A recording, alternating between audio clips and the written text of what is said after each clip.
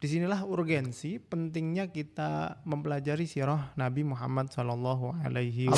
Karena tidak masuk akal ketika kita tahu Allah menciptakan alam semesta ini, kemudian dibiarkan begitu saja tanpa ada tujuan yang jelas.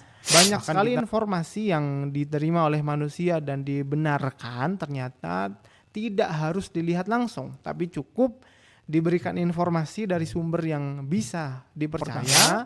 Apa yang dibawa oleh Nabi SAW ini sebenarnya adalah melanjutkan syariat yang dulu pernah diberikan Allah Subhanahu wa taala kepada nabi dan rasul sebelum beliau. Tetapi selain Al-Qur'an ada juga sebuah materi yang tidak kalah penting saat kita belajar agama, yaitu mempelajari sirah Nabi Muhammad SAW. Assalamualaikum warahmatullahi wabarakatuh. Selamat datang teman-teman di channel saya Hilmi Lukman. Kali ini kita akan membahas tentang perjalanan hidup manusia terbaik, manusia mulia, Nabi Agung Muhammad SAW dalam sirah An-Nabawiyah. Kita buat seringkas mungkin agar bisa dinikmati siapapun. Jadi kenapa penting ini kita bahas? Karena memang untuk mengamalkan isi Al-Quran setidaknya kita butuh dua hal. Yang pertama, paham apa yang kita baca. Yang kedua, kita juga perlu contoh nyata, contoh praktek dari Al-Quran itu seperti apa. Jadi benar-benar Al-Quran itu bukan hanya teori, tapi juga bisa sangat dipraktekkan dan terbukti sangat efektif dan efisien. Disinilah urgensi pentingnya kita mempelajari sirah Nabi Muhammad SAW. Allah Subhanahu wa taala sendiri juga secara tegas memerintahkan orang-orang beriman di surat An-Nisa ayat 136 untuk mengikuti Nabi SAW.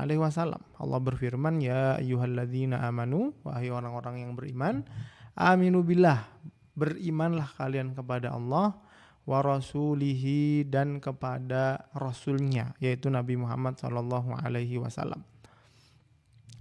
Ini sebenarnya menuntut kita untuk tahu bagaimana perjalanan hidup Baginda Agung Nabi Muhammad SAW untuk kita jadikan patokan, kita jadikan ukuran bagaimana orang beriman itu harus mempraktekkan Al-Quran sebagaimana yang dicontohkan oleh utusan Allah. Sehingga mereka yang percaya kepada Allah seharusnya mereka dipaksa juga untuk beriman kepada Nabi Muhammad sebagai utusan Allah. Karena tidak masuk akal ketika kita tahu Allah menciptakan alam semesta ini, kemudian dibiarkan begitu saja tanpa ada tujuan yang jelas.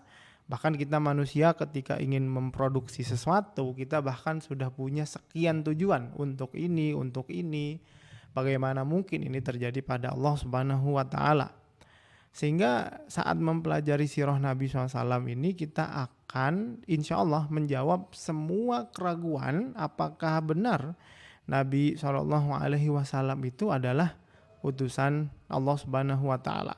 Karena setidaknya sebagai Rasulullah, utusan Allah, seorang nabi itu akan mengajarkan satu detail tata cara ibadah yang sesuai dengan ajaran Allah Subhanahu wa taala. Yang kedua, seorang nabi akan mengajarkan hal-hal gaib yang tidak bisa diakses oleh akal pikiran manusia juga indranya, karena memang itu di luar batas kemampuan manusia, sehingga manusia jadi tahu kehidupan dia setelah mati, adanya surga dan neraka, keadilan Allah Subhanahu wa taala yang luar biasa adil.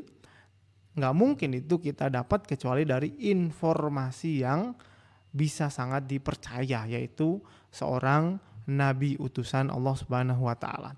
Ini sama seperti saat kita umumnya orang Indonesia nggak pernah atau belum tentu ya semua dari kita pernah keliling Indonesia.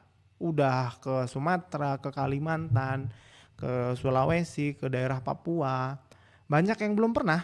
tapi ternyata sekedar kita dapat informasi dari orang yang kredibel, yang bisa dipercaya, yang pernah ke sana, bahkan bawa foto dan videonya, kita akan sangat mudah kemudian percaya walaupun belum pernah menginjakkan kaki di sana. Ini membuktikan bahwa banyak sekali informasi yang diterima oleh manusia dan dibenarkan ternyata tidak harus dilihat langsung, tapi cukup diberikan informasi dari sumber yang bisa dipercaya, itu sudah cukup sebagai sebuah bukti dan alasan kenapa dia harus percaya. Dari sinilah kemudian saat kita membaca sirah Nabi SAW, kita akan dapat banyak sekali argumentasi, alasan, dan bukti yang jelas bagaimana beliau SAW datang membawa wahyu dari Allah Subhanahu wa Ta'ala. Setidaknya karena ini video pertama, kita buat ringkas sebagai pendahuluan. Ada dua hal yang ingin saya ingatkan. Yang pertama, apa yang dibawa oleh Nabi SAW ini sebenarnya adalah melanjutkan syariat yang dulu pernah diberikan Allah Subhanahu wa Ta'ala kepada Nabi dan Rasul sebelum beliau. Misalkan di surat Asy-Syura kita dapati di ayat 13 Allah Subhanahu wa Ta'ala berfirman, syara'a lakum minad din ma wassa bihi Nuha. Telah kami syariatkan kepadamu wahai Muhammad agama yang dulu juga pernah kami wasiatkan kepada Nabi Nuh, walladzi auhayna ilaik wa ma wassayna bihi Ibrahim wa Musa wa Isa, dan juga apa yang kami wahyukan kepadamu, kami wasiatkan juga serupa sama seperti yang kami wasiatkan kepada Nabi Ibrahim, kepada Nabi Musa, yang waktu itu umatnya Bani Israel, kepada Nabi Isa, kepada kaum Nasrani, sama, yaitu menyembah Allah Subhanahu wa Ta'ala semata. Memang ya syariat yang berbeda sesuai dengan kebutuhan yang relate waktu itu. Yang menjadi perbedaan syariat yang dibawa oleh Nabi Muhammad SAW ini adalah syariat pemungkas akhir zaman yang berlaku sampai nanti hari kiamat. Hal kedua yang ingin saya sampaikan adalah bagaimana kita punya gambaran utuh sirah Nabi, perjalanan hidup Nabi SAW dari beliau lahir sampai dengan beliau meninggal dunia. Kita bagi menjadi 3 fase. Yang pertama 40 tahun awal usia beliau, yaitu fase di mana beliau lahir sampai nanti mendapatkan wahyu pertama di Gua Hira. 40 tahun lamanya. Fase kedua di mana Nabi SAW di masa 13 tahun berikutnya setelah beliau mendapatkan wahyu pertama di Gua Hira, sampai nanti beliau mendapatkan perintah untuk hijrah ke Madinah Al-Munawwarah karena sudah tidak memungkinkan kondisi dan situasinya beliau berdakwah di Mekah waktu itu. Fase yang ketiga, 10 tahun terakhir kehidupan beliau SAW setelah beliau mendapatkan perintah hijrah ke Madinah sampai beliau menutup usia. Ini dia kerangka besar bagaimana para ulama mengajarkan kita untuk mendalami sirah Nabi SAW.